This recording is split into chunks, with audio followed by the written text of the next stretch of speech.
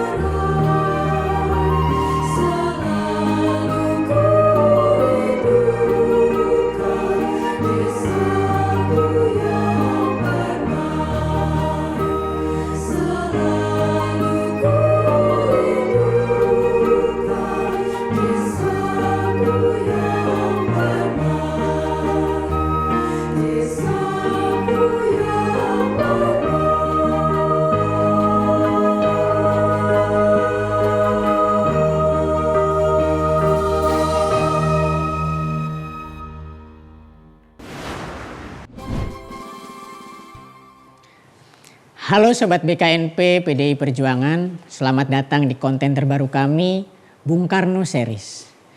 Selama bulan Juni ini kita akan hadir menemani sore hari Anda, karena bulan Juni ini adalah bulan yang sangat spesial, di mana setiap 1 Juni kita merayakan hari lahirnya Pancasila, Kemudian di tanggal 6 Juni 1901 saat itu Bung Karno lahir. Dan pada tanggal 21 Juni 1971 Bung Karno wafat. Itulah mengapa bulan Juni diperingati sebagai bulan Bung Karno. Kali ini kita akan berbincang santai seputar Bung Karno bersama para narasumber yang luar biasa keren. Kali ini saya ditemani Mas Sigit Aris Prasetyo, seorang diplomat dan penulis buku Bung Karno. Ini karena namanya sama-sama Aris nih. Selamat sore Mas Aris. Selamat sore Mas Aris. Gimana kabarnya di tengah-tengah kesibukan berdiplomasi ini masih sempat menulis Bung Karno ini luar biasa Mas.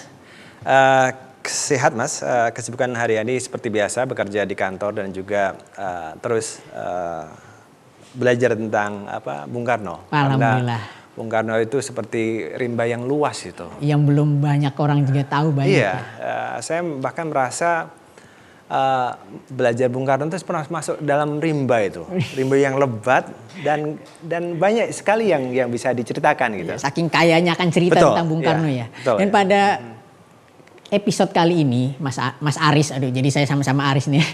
Mas Aris ini saya akan coba mengulik cerita tentang geopolitik Bung Karno. Yeah. Semua orang tahu, bahkan kadang-kadang saya ini sebagai bangsa Indonesia juga agak sedikit malu ya. Karena orang luar negeri lebih tahu banyak tentang Bung Karno daripada masyarakat Indonesianya ini ya. Yeah. Tapi yang menarik ini saat itu Bung Karno ini berdiplomasi dengan luar biasa. Karena saat itu dunia terbagi dua blok. Betul. Blok Timur dan Blok Barat, ada Uni Soviet saat itu dan Amerika Serikat. Yeah. Tetapi Bung Karno ini bisa menyatukan keduanya. Nah ini gimana sih Mas ceritanya sebenarnya?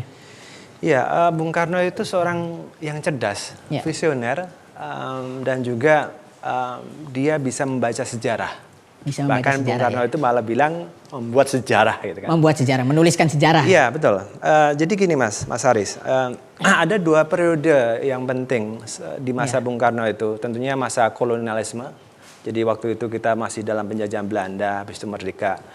Setelah merdeka tahun sekitar 50-an itu ke tahun 60-an itu lagi panas-panasnya perang dingin Mas. Panas-panasnya konstelasi geopolitik global ya. Iya.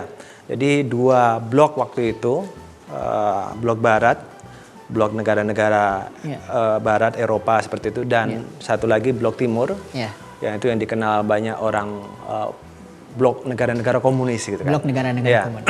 Lalu Bung Karno gini, dua blok ini terus baiknya bangsa Indonesia dan negara-negara Asia Afrika yang baru merdeka bagaimana itu? Ikut siapa? Apa ikut negara blok Barat? Apakah ikut blok kiri atau menjadi ajang persaingan dua blok ini? Iya. Nah, inilah Bung Karno sebagai seorang strategis juga, seorang visioner yang bisa membaca sejarah, Mas. Jadi Bung Karno waktu itu memutuskan jangan ikut-ikutan. Jangan ikut-ikutan ya. Jangan bergabung ke kanan atau kiri. Iya. Harus berdiri pada posisinya sendiri dan harus bisa bebas memilih sesuai dengan kepentingan bangsa dan rakyatnya. Itu Mas. Ya. Dan bagaimana hubungan Bung Karno dengan dua pemimpin negara itu ya? Saat itu mungkin kita tahulah foto beredar di mana-mana bagaimana mesranya Bung Karno dengan pemimpin Amerika saat itu JF Kennedy. Kemudian juga mesranya Bung Karno dengan Khrushchev. Waktu itu pemimpin negara Uni Soviet ya. Itu sekental apa persahabatan mereka itu? Nah ini Mas Haris, saya kebetulan menulis satu buku tentang Bung Karno dan Kennedy. Dan sebentar lagi akan terbit satu buku lagi Bung Karno dengan Khrushchev. Pas ini berarti. Nah dari dua buku ini saya menyimpulkan bahwa Bung Karno itu bersahabat dengan dua tokoh ini. Bayangkan, dua tokoh blok yang berseteru, sangat berseberangan, yang saling ingin berperang, saling menghancurkan, malah dirangkul Bung Karno gitu kan. Luar biasa Bung Karno ya. Nah, kenapa demikian gitu? Jadi saya melihat setelah menyelesaikan buku ini saya menyimpulkan Mas. Jadi Bung Karno itu bersahabat dekat dengan Kennedy, Presiden Amerika. Bahkan saya bisa menyimpulkan salah satu sahabat yang pemimpin dunia yang paling dekat dengan Bung Karno itu Kennedy. Oh ya? Kenapa? Di titik mananya itu? Jadi gini, padahal mereka itu kenal waktu itu tahun 1961. Ketika Bung Karno diundang Kennedy ke Amerika. Dan mereka langsung jatuh cinta Mas. Iya, iya. Pertemuan pertama mereka jatuh cinta. Kennedy menghormati dan respect atau bahkan senang sekali berteman dengan Bung Karno, dan Soekarno juga senang sama dengan Kennedy yang pemimpin masih muda, visioner, dan banyak cerita-cerita yang ditulis dalam buku ini, Mas. Iya. Misalnya waktu itu Soekarno diajak naik helikopter bersama, Iya, iya. putar-putar di Washington waktu itu. Iya. Terus diajak ngobrol di tempat tidurnya Kennedy. Tempat tidurnya? Tempat Duet tidurnya. house ya? Iya, bayangkan. Itu nggak sembarangan loh, Mas. Nggak sembarangan. Ya? Nggak sembarangan. Biasanya tuh. istrinya doang yang diajak tidur di situ. Kita bayangkan tempat tidur itu, Mas. Biasanya kan sangat privacy ya. Itu private ya, sangat private. Dan Soekarno diajak ngobrol di situ. Luar biasa. Dan waktu itu setelah 2 kali ya ke sana, Kennedy itu diundang ke Indonesia. Ini yang Indonesia. Baru sekali yang mau datang, Mas. Sebelumnya nggak ada yang pernah mau. Waktu zaman Eisenhower diundang lebih dari 5 kali, nggak datang, Mas. Eisenhower. Terus waktu Kennedy ini beliau setuju. Setuju ya. Rencananya waktu itu beliau akan datang ke Jakarta tahun 1964, Mas. Tapi sayangnya tahun 63 bulan November Kennedy tertembak. Waduh, itu juga banyak konstelasi Iya. cerita-cerita konspirasi. Konon katanya karena terlalu dekat dengan Bung Karno Betul. Yang tadi yang satu kali Khrushchev, Mas. Ya. Buku saya yang nanti akan terbit sebentar lagi itu saya bisa menyimpulkan perjabatannya luar biasa sekali. Dekat. Gimana itu? Walaupun mereka beda ideologi loh, Mas ya. Ya, komunis dengan Pancasila gitu. Pancasila. Tapi hebatnya Bung Karno bisa merangkul. Jadi Khrushchev itu bisa diundang datang ke Indonesia, Mas. Selama berapa hari, Mas, kira-kira? Berapa hari? 10 hari. Itu untuk sebuah kepala negara berkunjung 10 hari itu itu luar dia. biasa. Sebagai seorang kepala negara dan pemimpin negara Blok Timur, Mas. Iya. Datang ke Indonesia 10 hari. Bayangkan 10 hari. Beliau itu diajak berkunjung dari Jakarta, Bogor, Bandung, Jogja, Surabaya, dan Bali. Bali ya. Coba Tampak bayangkan. siring gitu ya. Iya, betul. Siringnya. Dan dari situlah kita hubungan bilateral kita dengan Uni Soviet waktu itu mencapai puncak-puncaknya, Mas. Puncaknya ya. Apa yang kita minta, kita bisa bacakan sejarah itu dari perlengkapan senjata, alutsista, dan juga proyek-proyek, Mas. Misalnya kalau kita ke Jakarta itu, kalau kita lihat ada Gelora Bung Karno itu siapa? Rusia, bantuan Rusia ya. Uni Soviet waktu itu. Iya, dari Cilegon pabrik baja. Itu juga dari sana ya. Dari Monas atau dari banyak sekali rumah sakit persahabatan, Mas. Itu juga dikasih oleh Uni Soviet waktu itu. Dan konon kan waktu itu terkenalnya banyak kapal selam dari Uni Soviet ya. Nah itu, Mas, jadi salah satu keberhasilan Bung Karno merangkul Khrushchev itu adalah selesainya masalah mana? Irian Barat. Oh. Irian Barat setelah kita merdeka kan masih dikuasai Belanda ya. Ketika kita perundingan perundingan meja bundar di Den Haag waktu itu masih dikuasai Belanda, Mas. Kita udah berusaha untuk minta Belanda untuk kembalikan, nggak mempan. Terus kita ke PBB, nggak berhasil juga. Maka waktu itu kita pernah keluar juga kan dari PBB ya? Itu belum nanti, belum itu ya? nanti itu. Ya, kita ke PBB udah usaha berapa kali, nggak sampai juga. Akhirnya Bung Karno ya udah berteman dengan Khrushchev dan untuk menghadapi Belanda karena Belanda itu udah nggak mau memberikan itu ya. Akhirnya harus dilawan dengan militer dan cuma Rusia atau Uni Soviet dan negara-negara Blok Timur yang membantu waktu itu. Dan akhirnya setelah perundingan Irian Barat bisa kembali ke tanah air. Itu luar biasa berarti strategi Bung Karno. Dari JF Kennedy sendiri ya, apa hasil dari diplomasi yang mungkin masyarakat Indonesia bisa lihat wujudnya saat ini? Atau pernah ada cerita khusus yang ada bantuan dari Amerika saat itu yang didapat? Oh banyak, Mas, jadi Bung Karno itu bersahabat dekat dengan Kennedy, Mas ya. Pertama masalah Irian Barat juga selesai karena Kennedy juga. Oh iya. Tanpa Kennedy mungkin akan ceritanya beda ya. Karena Bung Karno. Dan harus diingat, Mas, Kennedy itu anti imperialisme. Beliau sejak muda itu sangat benci imperialisme dan itu klop sama Bung Karno itu. Apakah Kennedy seorang Demokrat waktu itu ya? Ya, dia Demokrat. Bahkan dia itu waktu konferensi KAA itu beliau itu anggota Kongres. Dan beliau itu membaca tentang Bung Karno sebelum ketemu itu, mengikuti konferensi Asia Afrika. Jadi ketika pertemuan mereka pertama tahun 61 itu mereka langsung klop karena udah chemistry-nya itu udah terbangun sebelumnya. Oke, itu Ya. sangat kuat ya berarti chemistry antara. Iya, Dan iya. ada nggak momen paling monumental antara Soekarno yang berhasil menyatukan dua orang ini? Momen paling monumental apa? Nah, ini menarik, Mas. Ya. Jadi Bung Karno itu ingin membuat mereka itu bertemu.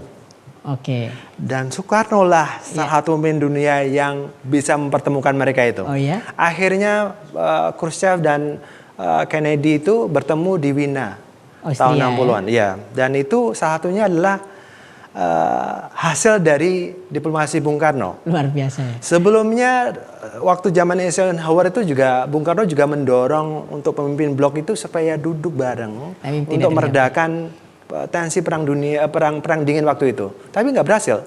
Zamannya Kennedy karena dua-duanya berteman bisa gitu kan. Luar biasa. Iya. Jadi memang cerita yang tidak banyak orang tahu bahwa sebenarnya dua blok ini pernah bersatu. Dan itu yang menyatukan salah satunya Bung Karno. Iya. Tokohnya Bung Karno. Iya, tapi sayang Mas. Kenapa coba kita bayangkan kalau Bung Karno bisa merangkul Kennedy dan Khrushchev. Iya. Itu mungkin dunia akan beda juga, tapi kembali lagi Kennedy terbunuh pada peristiwa Dallas November tahun 1963 ya. Dan juga Khrushchev dilengsarkan juga. Ini luar biasa. Dan habis itu Bung Karno juga lengser dari kekuasaan.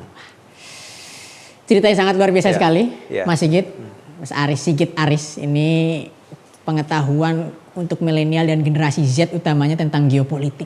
Bagaimana saat itu tokoh kita Bung Karno ini bisa berkiprah ya. Dan juga menengahkan dua blok ini. Walaupun pada akhirnya saat ini, ya ini tantangan kita ke depan. Betul. Tantangan pemimpin dunia ke depan bagaimana visi perdamaian ini bisa kita ciptakan. Terima kasih sekali lagi Mas Sigit. Terima kasih Sama-sama, banyak mau meluangkan waktu di tengah kesibukan ini sharing dengan BKNP PD Perjuangan. Nah, teman-teman semua yang masih penasaran atau punya usulan nih perspektif lain, ini bisa langsung komen saja di akun BKNP PD Perjuangan di YouTube. Dan jangan lupa untuk like dan subscribe di channel ini agar channelnya makin gede. Ikuti semua akun-akun medsos PDI Perjuangan dan BKNP PDI Perjuangan. Stay safe guys, jangan lupa protokol kesehatan dan stay healthy. Salam merdeka.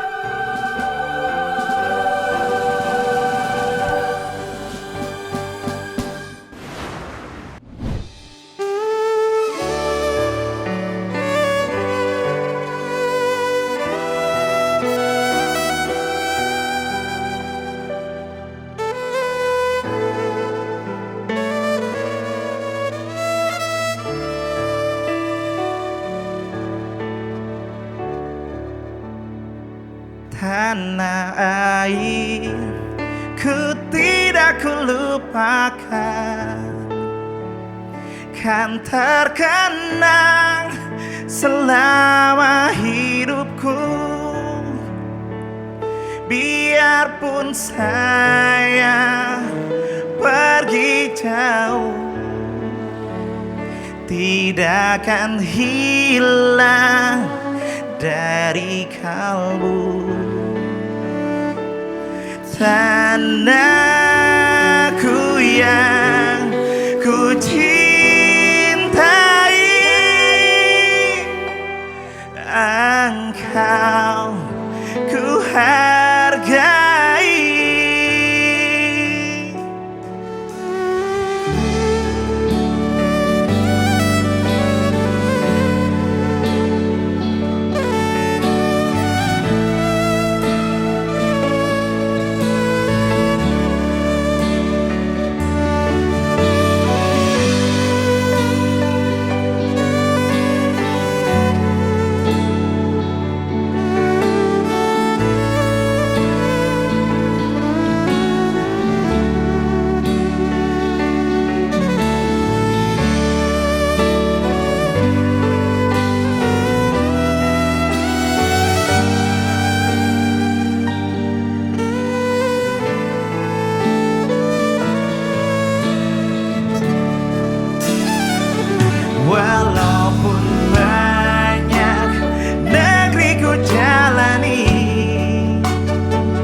yang